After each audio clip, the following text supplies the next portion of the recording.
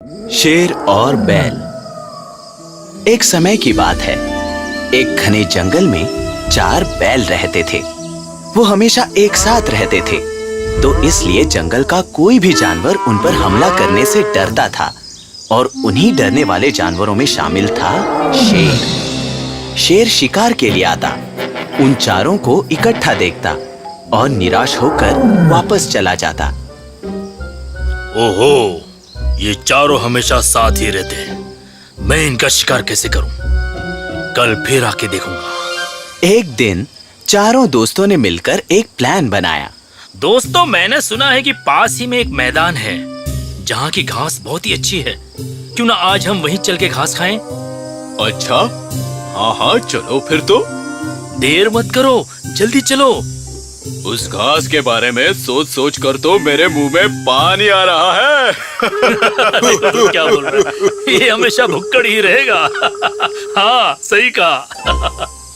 चारों दोस्त उस घास के मैदान की तरफ चल दिए। रास्ते में उन्हें लोमड़ी मिली और उन्हें देखते ही वो धूम दबाकर भाग गई।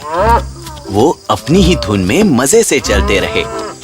कुछ देर बाद वो घास के मैदान में पहुंचे।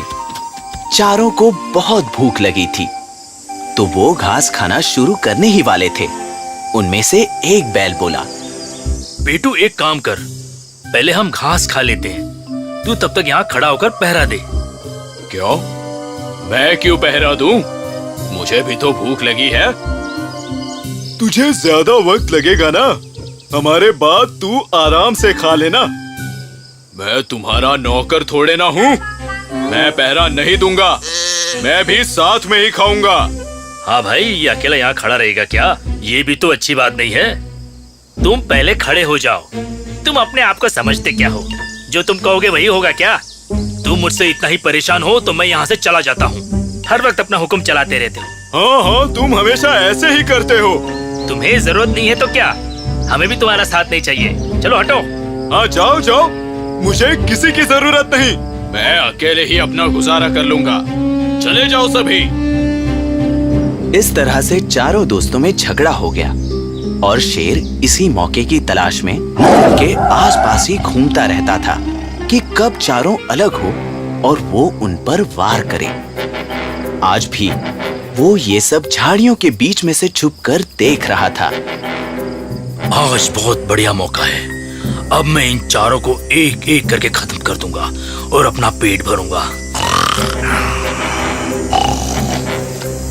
इस तरह वो चारों घास खाने के लिए अलग अलग दिशा में चले गए और मौका पाते ही शेर ने उन पर हमला कर दिया और एक एक करके चारों को मार डाला।